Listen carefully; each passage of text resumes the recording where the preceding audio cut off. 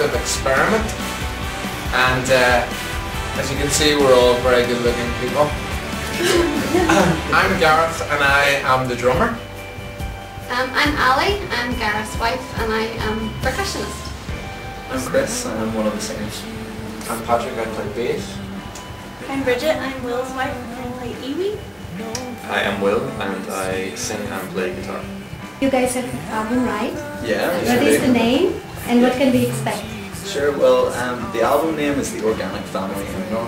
And I guess what we hope that you can expect from the album is something like really authentic and something a little bit fresh, a little bit different, and just music that can connect you with God in a really authentic and natural way. That's why we call it organic. It's like organic food.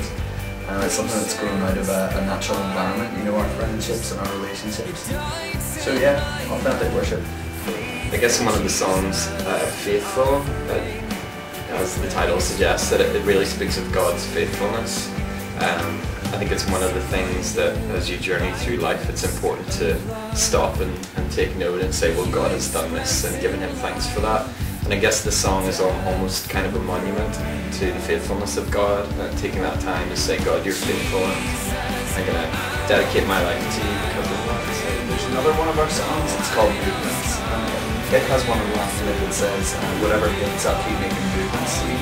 Basically, it's a real song of commitment. It just talks about, you know, no matter what happens in this life, we're going to keep moving towards you, God. We're not going to use this as an excuse to disengage from you. And what's good about it, I think, is that it's not a really morbid, depressing song about commitment, which a lot of them can be, you know, they can kind of be really intense and but you know, this is just a real happy song that talks about commitment to God. Yeah, and probably one of our biggest tracks on the album is called You Led, and for us that came out of a point of simplicity and a return to a faith which is not complicated.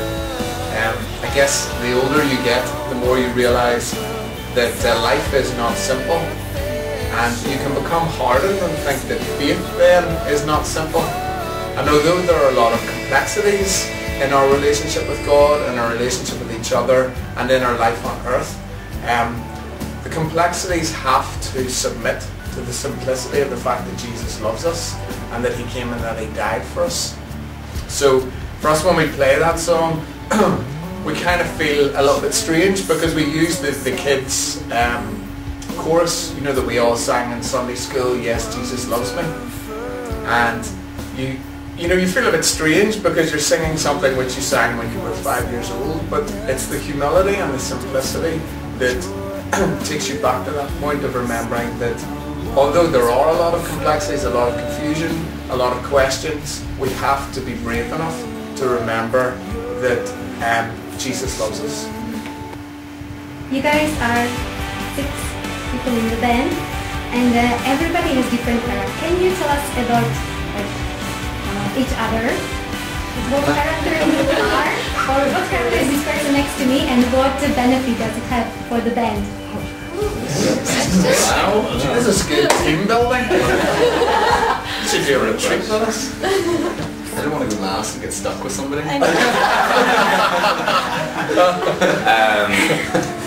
I would say as yeah, this is quite something. For Gareth, like as a drummer, you'd maybe think that he takes quite a background, you know, part to the band, that he's just a drummer or whatever. But in many ways, he has just great leadership qualities and is extremely humble in that. Is sensitive to other members of the band and to where we're all at as we journey together, and so I think that's extremely beneficial as a group of us, because that's what we're doing. We're doing life together, we're doing faith together, and it's important to have somebody like that. So. Next. Let's be rude.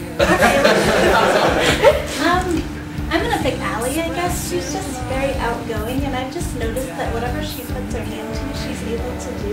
She's just very gifted and talented in that. I mean, percussion wasn't exactly her thing in life. That's not exactly what she did. But she's just put her hand to it, and she's really on it. She's just able to do it. It's just amazing. Well, I'm gonna pick Chris. He's Chris is, when I think of Chris, I think of someone who's dedicated, someone who's committed, and I mean, like, Chris just works at everything he gets, and it's just like, you know, he's trying to do something, he's trying to play a part and he can't do it. He's just gonna stress about it until he gets it right. So yeah, no, Chris is just 100% committed to the band and to people in it, and I think that's really key. And to eating steak. Yeah. 100% committed to finishing it. Yeah. I didn't manage to finish my first meal in life since I've arrived in America. Portion sizes are different. Yeah, I'm going to pick Will. I think the word that describes Will for me is sincere. The rest of us are a bit sarcastic. Struggle to make anything serious, and to be honest, really struggle to say anything that carries any kind of emotional or spiritual weight without having to somehow dissolve the moment with a bit of humour. But Will's purely sincere. He's upfront, he's dedicated, and he's a real Christian. 1 out of 6 in bed. Bridget, and one thing about Bridget is her faithfulness and courage. That whenever God was calling, Bridget's actually from Iowa, you may recognise the accent, but we're all not. And when God was really calling Will and Bridge to sort of do music and do the band, it was Bridge that was like, we gotta do this, we gotta go, and it was just really courageous and just really up for going and following God no matter the cost. And it was just, it's really inspiring too for a woman just to do that, and she's just given up everything to come and follow God, and just the faithfulness in that and the trust that she shows in that is just amazing, and it's really inspiring. And I'm left with the youngster of the band, Patrick, who I'm old enough to be his father. But obviously much better looking than his father. Willie T's a handsome man. He is. I know he is.